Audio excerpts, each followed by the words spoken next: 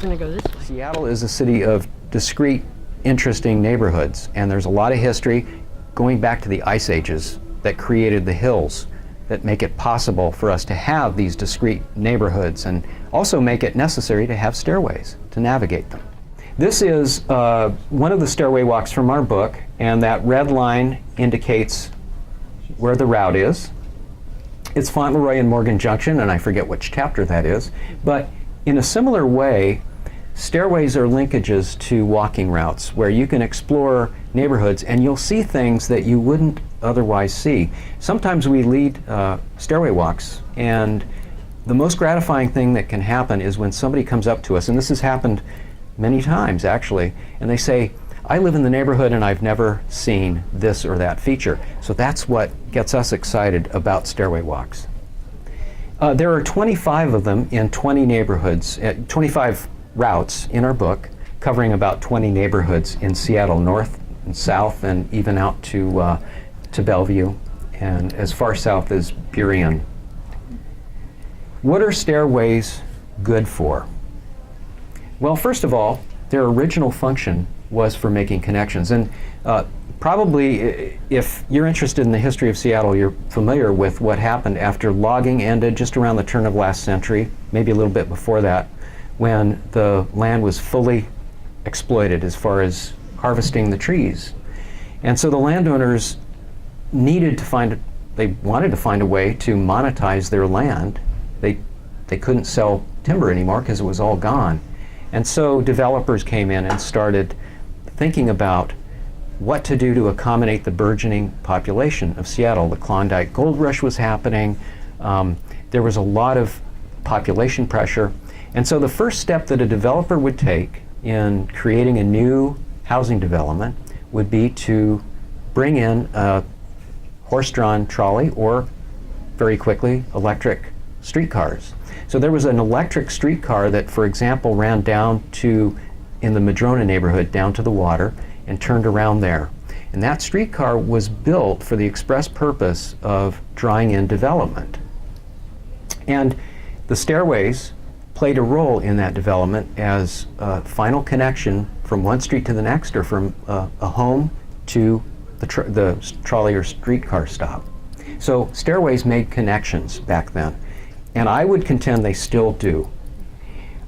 Stairways are great for exploring, as I've already mentioned, and when you start exploring your neighborhoods, you start getting curious about what you see, and you start asking questions. And it's so easy now to go onto the internet and do some research at a certain level. I'm not a historian, so I don't do that thorough research, but you can go to the internet, and if you're curious about something, find out a lot about it, and so you can learn. Stairways are great for scenic pleasures. You'll see, as I mentioned, things that you wouldn't see otherwise unless you go and start exploring what's at the top of that stairway. You'd be surprised what you'll find. And the last thing that we find is that they're great for exercising outdoors.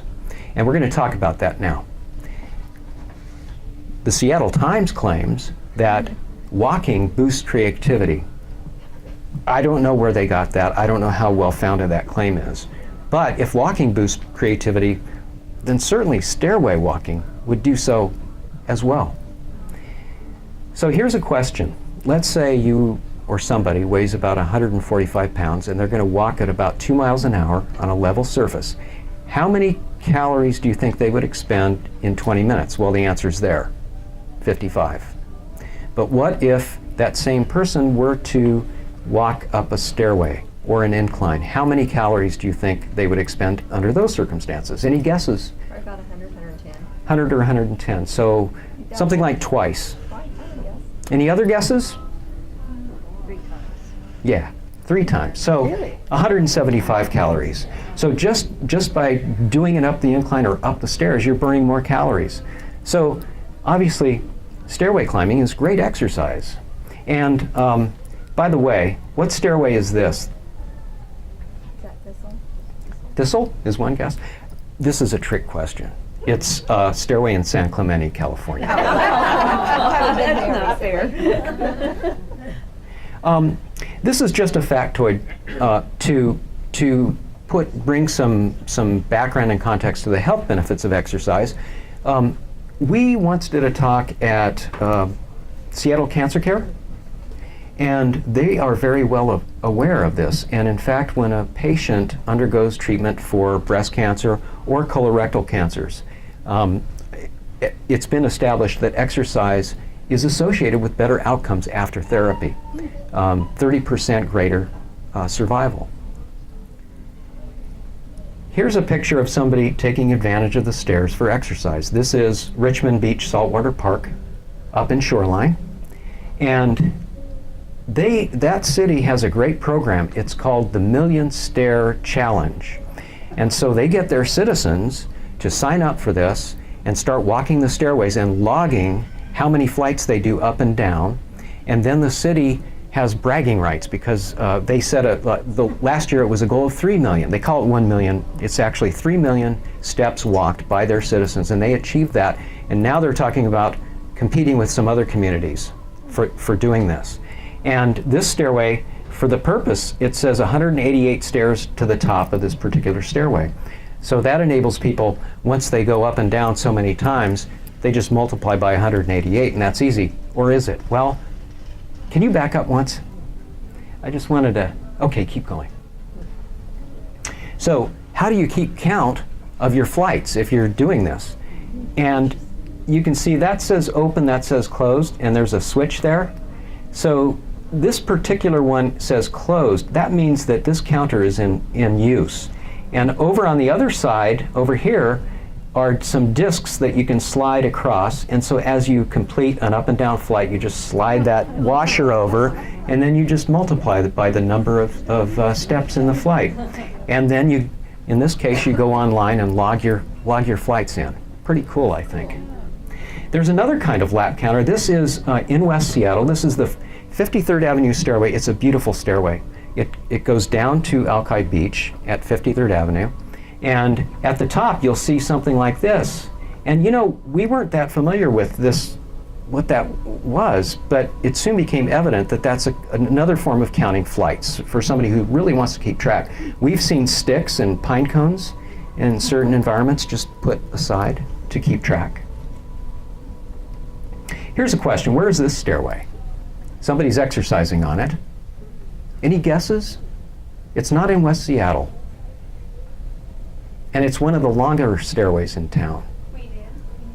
That's a good guess. Queen Anne is one of the top neighborhoods for stairways, but in this case it's Capitol Hill. And this is the Blaine Street stairs on Capitol Hill, on the west side, of Capitol Hill.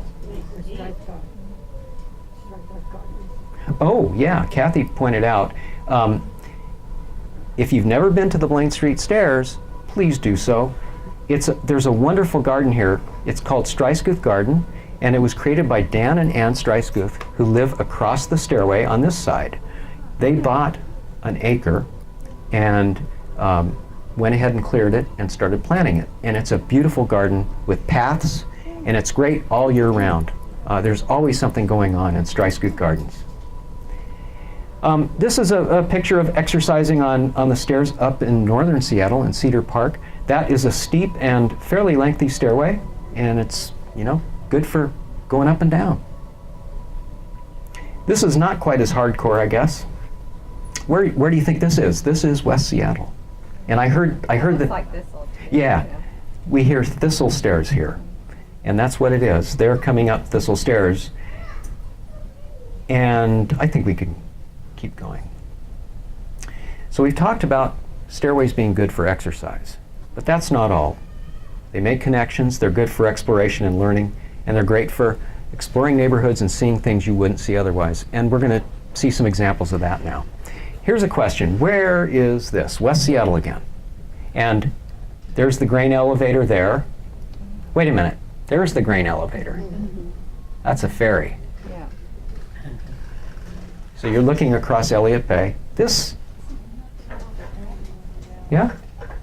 Any guesses? No? It's the end of, End of, yeah? Keep going. from California. Keep with that thought. the end of California as it turns and goes down the bluff. That's exactly right. This is the extension of Sunset Avenue up in the neighborhood above. And so the Sunset Avenue stairs go down to California Avenue, which is right there, and this is Hamilton Viewpoint across the way. And so this is an example of connection, because from the neighborhood above, these kids they no doubt live up there, and they may be going to Hamilton Viewpoint or to Alki. I didn't ask them. But on the way, they get a great view. How about this? This is Queen Anne. Yeah, Queen Anne? That's right. And somebody knows what this is. Somebody out there knows what this is called. Wilcox Wall? Oh, it's up there. No. Yeah, now, here's an interesting connection, because at this point, I'm going to have to get closer.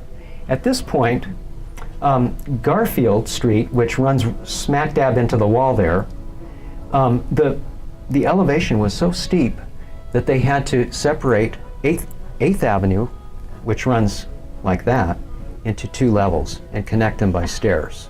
And so that connects 2 sides, the high side and the low side of 8th Avenue. But you have to walk it, you can't drive it. Here's another quiz question. You've seen it before in a different format. Yeah, Richmond Beach. It's the same stairway, actually. It makes a turn at the bottom, but it's the same one that we saw with the 188 steps up to the top. And again, here's an example where you get such great vistas. You're looking out onto Puget Sound from this stairway, and you're getting exercise too. Here's another example of from the Bon Air stairs in West Seattle above Alki, where you get that view of the beach. This is in winter, by the way, and so it's really great to get out there exploring neighborhoods in winter when the leaves are down, and if you're walking along a hillside, you'll get these glimpses of maybe Lake Washington or Puget Sound. How about this one? This is a... That's in Madrid. Yeah. On Lake Washington, it's Yeah. the old Coleman Park. Yeah, yeah. I have a picture of my mother there. Right up here and going north is Coleman Park. These are the Dosey Terrace stairs, and aren't they beautiful? Don't you feel like you could get up there and give a speech or something? There's a story here involving a gentleman named Charles Dosey and John C. Olmsted, who was with the Olmsted firm that came in 1903, April of 1903, and surveyed the city of Seattle with an eye to creating a boulevard with parks, a beautiful chain of boulevards and parks for the city. At that time, a lot of cities were interested in such a thing. And I'm glad Seattle was, because we got something good out of that. And one of the things was that John C. Olmsted met Charles Dosey, who owned 10 acres up here, and asked Charles Dosey to contribute by building a stairway down to Lake Washington Boulevard that would befit a beautiful neighborhood that was being built right there, Mount Baker. And so that's what Charles Dosey did. And at the top of the steps, embossed into the what's the top of a stairway? Shouldn't I know that? The flat part, the landing. It says Dosey Terrace steps. No, Dosey Terrace, I guess. Here is a wonderful example of how stairways can give you access to secret little things that a lot of people, even that live in a neighborhood, don't know. The top of the stairway here is pretty well hidden. There's a laurel hedge and just a single opening, the width of the sidewalk, and you have to turn down that. You would never know this is at the end. This is Astrid's Park in Portage Bay, named after a young lady who was 18 years old at the time and in training for one of the ski competitions in the Winter Olympics, and had a tragic accident, was killed, and the neighborhood created this little pocket park in her honor. Here is a beautiful spot, and it's accessible by a stairway. And we just happened on this spot as we were exploring that stairway. Any guesses? Anybody want to make a guess? Come on. What? Magnolia. Magnolia? Good guess, but not quite there. It is in Leshai. It's Leshai Natural Area, and this is, I believe it's 2 acres, slightly over 2 acres, that has been developed by volunteers, local volunteers, neighbors, who spend a Saturday a week planting native, clearing it, planting native plants. And what you see here, see that shiny surface? That's a polished surface of a rock, and it's just a beautiful spot where you can look out across Lake Washington. Leshai Natural Area. Fremont T Peak Park is also accessible on one of our Stairway walk routes, and it's got a great view out towards the Ship Canal and to the Olympics beyond. It's a gorgeous spot. This is Palisades Landing Stairs. This is in Laurelhurst, and this is a stairway that's hard to see. You start way at the top up here. It's a narrow opening, and you climb down the stairway. There's a beautiful red cedar right here. And if you were to be coming down the steps and maybe 25 yards towards me, you would see the following. This gorgeous view across Lake Washington. And this is one of the shoreline street ends that another group is fighting to preserve and keep from encroachment by the neighbors. This is one example of them. One of these spots, they're kind of hidden, and you can have a very peaceful experience here looking out over the water. The pilings here are from a pier that one of the homeowners had built, and I think had to tear down, perhaps because of encroachment reasons. I don't know the exact story. Oh, and don't forget park stairs. There's a lot of parks. There's a lot of stairways and trails. And this is one of the beautiful examples. It isn't the best photo in the world, but bear with me. It's a spiral that goes down, and it's in Lincoln Park from the top of the bluff down towards the Coleman Pool. It's a gorgeous stairway. But then we love stairways, I know. You can see a lot of art, a lot of design, a lot of architecture, a lot of cool stuff. This is one example of, this is Salmon Bone Bridge in West Seattle along Longfellow Creek. And it was created by an artist named Lorna Jordan. And you walk right across, the creek runs right under it, and it's a good spot to view. If you're going to try to see salmon in the creek, you might want to come there and look down and check it out. Actually, we have taken videos down there of salmon spawning in the gravel underneath that bridge. Here is a great bathroom. It's important to have bathrooms if you're going to be out there exploring on these stairway walks, and the book includes some of that where it's possible. And it certainly, this is one of the premier bathrooms in the, it's got to be a world-class bathroom. It's at Bradner Gardens Park, which at one time was under threat for development. The city wanted to sell this area in Mount Baker. And the neighbors got together and got the city council to create an ordinance that said that city-held property must be held by the city and not sold to private development. It may be that it's Parks-owned property that must be used for park purposes. If you really want the straight scoop, you'll have to research that more. But these three people, Joyce Motti, Liz Cross, Gitta Foslin, got together. They did a lot of work on this pea patch and park that they turned this land into, and created this wonderful, humane bathroom with wonderful tile work. It's worth a visit. Here's something you can see in West Seattle near the Thistle Stairway. It's some wonderful mosaic work, and we discovered that just kind of exploring. And we were on a walk one day. We led a walk. This is the Fauntleroy Morgan Junction walk. And a gentleman said to us, "Do you know what's up that driveway?" All you can see today are three sort of modern houses. But that lot had once had just single residence, an old house, and that was the headquarters of REI, the first headquarters of Recreational Equipment Incorporated. Here's an instance where you can see art and design that's incorporated directly into a stairway. These are the Horton Stairs in Mount Baker. And I don't know if you can see it very well, but there's water coming out. It's a spout. It's a functioning spout. And there's a waterway built right into the stairs that drains into this drain. So when it's raining, that's what you see. In this case, this is staged. I was behind there with my water bottle. Sometimes stairways themselves are part of the architecture and the design.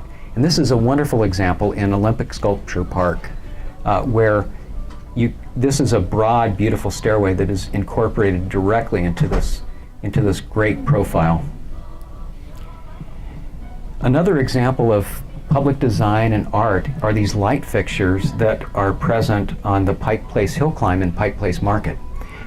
This is a 30-inch high cast aluminum human figure that functions as a light fixture.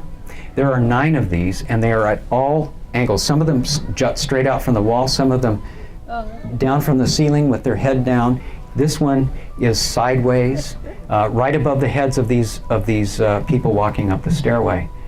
It's so quirky. It's cool. Graffiti art. This is Schmitz Preserve Park in West Seattle, and I just think that the colors are gorgeous, especially with the leaves on the ground there as this group goes down the stairway. There's another example of graffiti art at the bottom of the stairway. A man who appears to be hailing a cab. I don't know. I just think it's cool. You'll see things like this. This is Roanoke Park in North Capitol Hill. I call it the tree troll. I don't know what it's really called, but it's something you would walk by, and if you didn't know it's easy to miss. Let's put it that way. Schmitz Preserve Park in West Seattle. Again, this is another instance of somebody just creating art along the way. Here's the eye, in case you miss it. Now, as we wrote the book and went exploring, one of the things that happens when you explore on the stairways, you start asking these curiosity questions, like I said before. And one of the things that we did is we explored down into Thornton Creek. This is a stairway that leads into Thornton Creek Ravine in Lake City. And the ravine is up in here. The river runs this way, and there's a bridge that crosses the river. The New York Times reported that at one time, pollution was 85% of the pollution was contributed by industry. But today, 85% of pollution comes from runoff in cities and farms. And Seattle doesn't have many farms. So what we do have is a lot of impermeable surfaces and cars. And we've got 2 major bodies of water, Puget Sound on the one hand and Lake Washington on the other. And so there's a lot of runoff that goes into that. And managing that runoff and preventing pollution is really important to us in Puget Sound. And that's one thing we discovered. Here's Thornton Creek running along and a little kid kind of playing around there. It's in one of our walks. It's just a delightful place to see. And as we walked along, we came across this pond. And as the more we learned, the cooler it was, because this pond was colonized by some beavers who created a beaver dam, which made the pond rise higher. And when floods would come in rain, after rainstorms, the neighbors would get flooded. There's apartments around here. And so there was a real tension there between preserving this sort of nature in the city, this urban nature, and keeping these people's homes from flooding. So the city created a beaver deceiver, which is kind of a drain on one side that if the water rises up to the level of the drain, it goes underneath the dam and drains out. So it's a good way of just maintaining the water level. And so the beavers created the dam, the water level rose, there are fish that live there, all kinds of, it's a great habitat. And if you could back up, I'm sorry, if you could just back up. The other thing is that when storms come and dump a lot of water at once, the other function of this is to filter the water, because the water stays there, and so the pollutants get a chance to filter out of the water and into the soil. And then downstream, you don't get the pollution going downstream. And the other thing is it slows down the water, so you don't get this rushing water coming down and scouring the pathway, the creek bed. So it helps maintain habitat for all kinds of creatures. So we talked about protecting against overflow. Well, this site used to be, it wasn't always a ravine.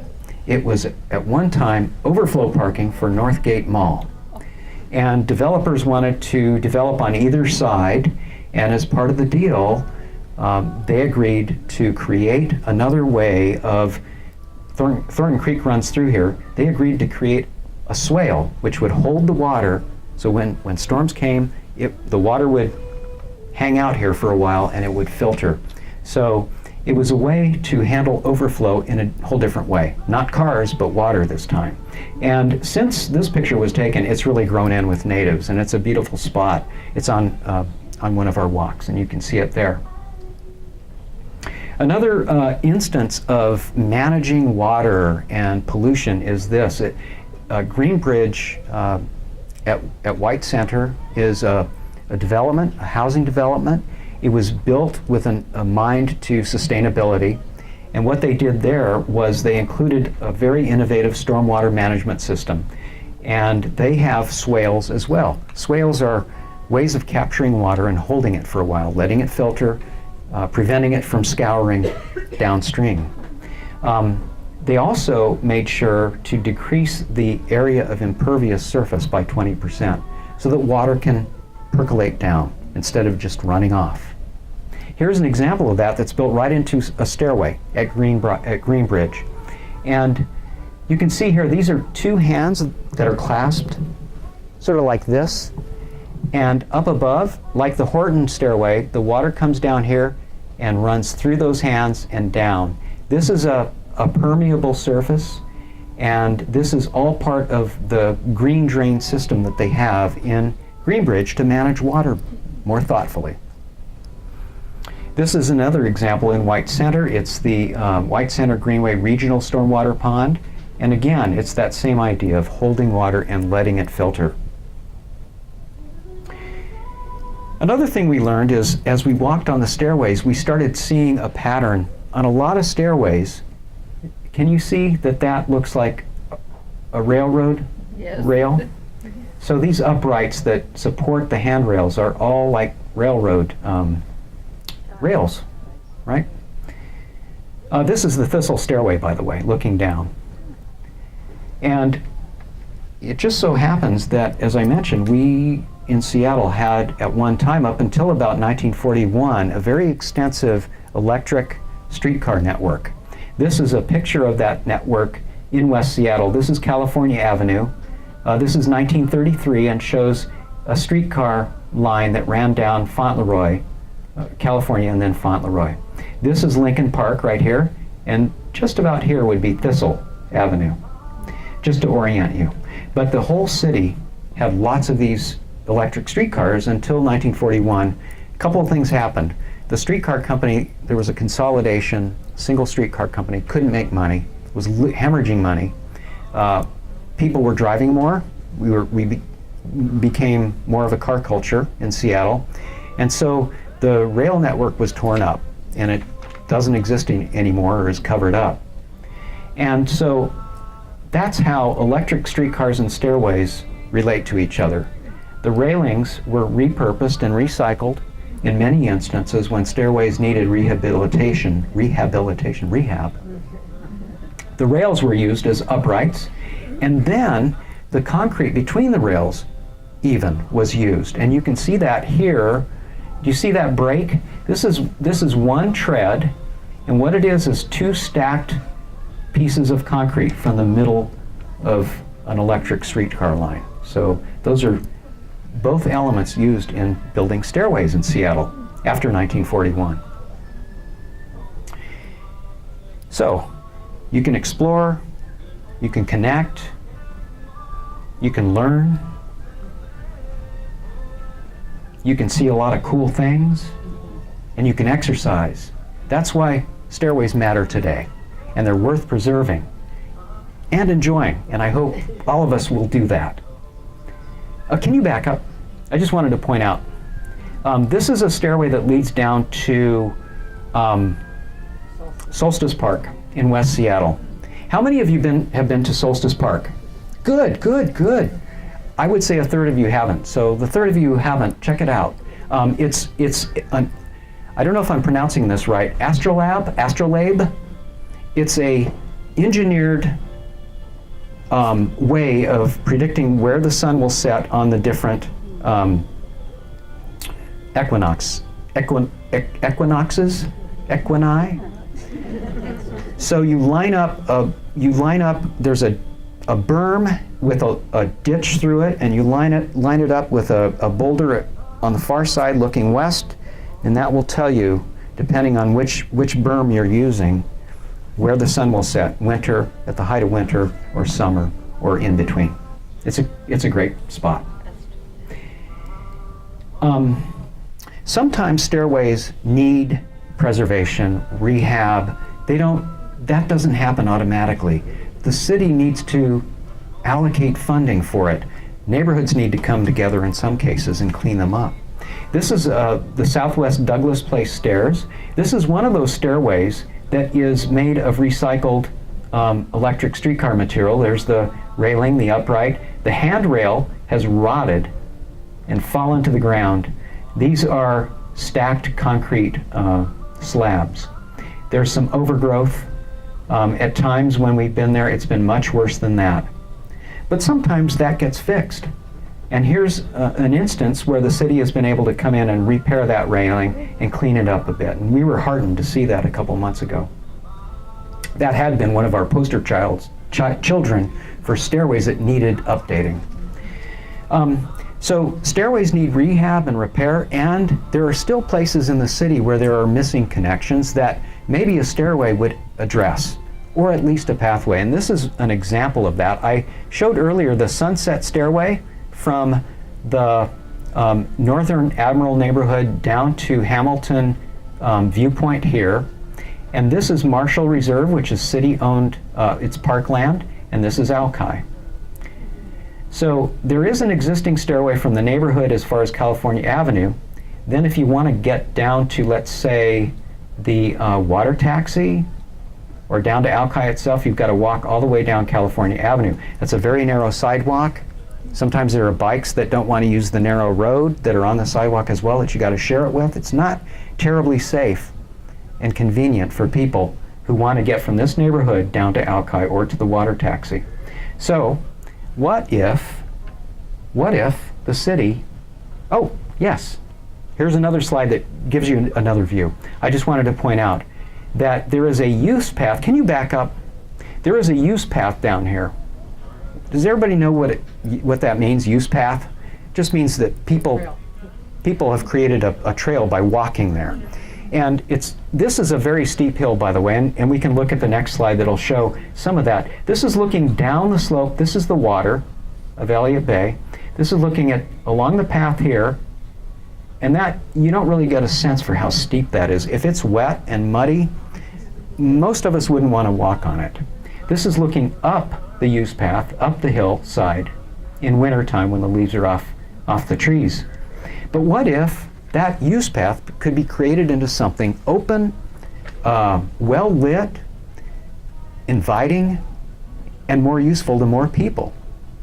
Something like that, maybe, that goes down to Marshall Reserve, and then you've got a much shorter pathway to get down to Alki.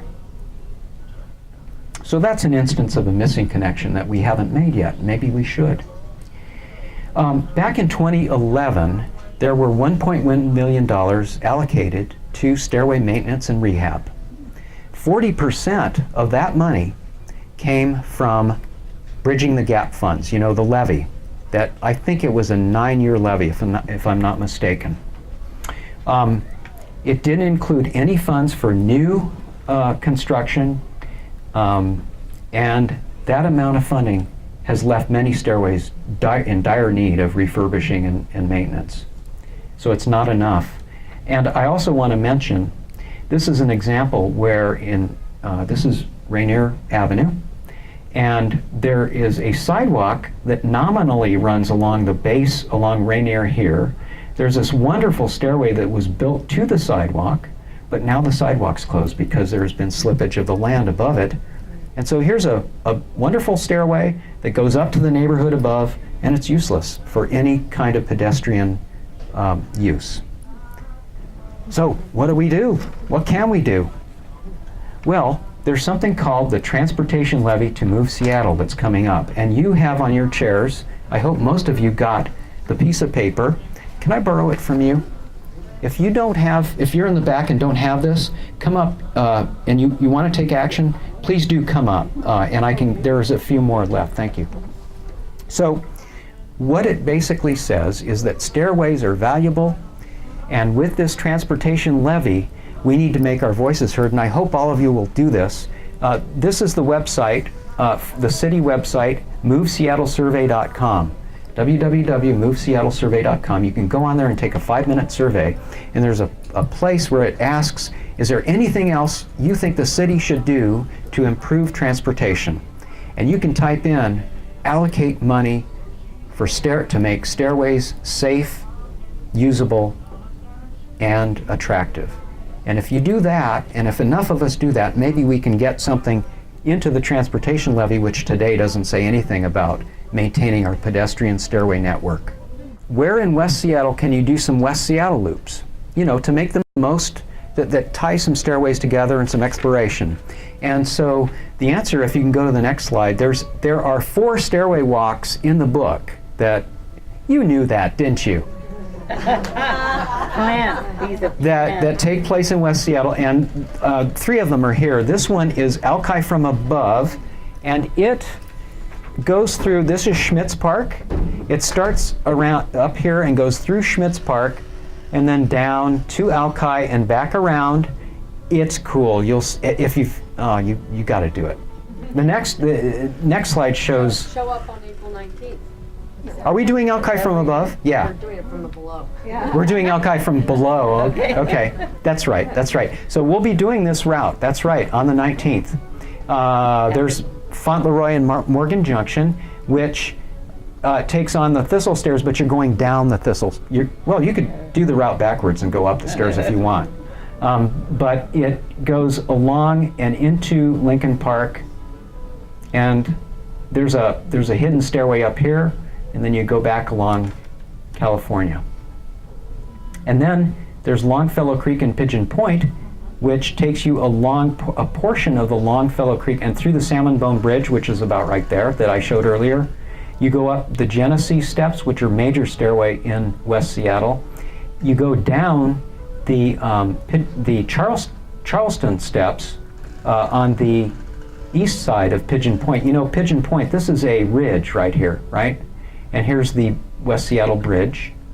So this ridge, you go up it, and you go down it and around and under the West Seattle Bridge. So those are 3 of the walks you can take. The shortest walk in the book is about 45 minutes long, maybe even shorter, and that is, it's one of the 4 West Seattle walks. It's titled Solstice Park, I believe, and so it's a short loop that's only about a mile.